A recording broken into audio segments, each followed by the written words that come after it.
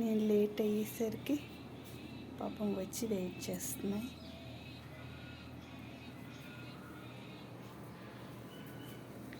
అది ఎంత బాగా పడుకుందో.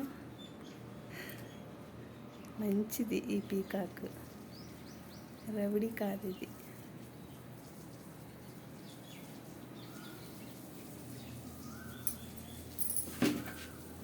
గ్రెయిన్స్ తెచ్చాను.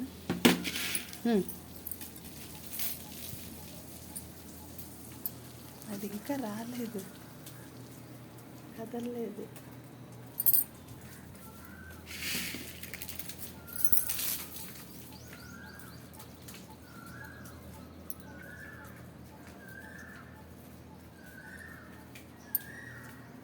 ఆకలి లేదేమో దీనికి.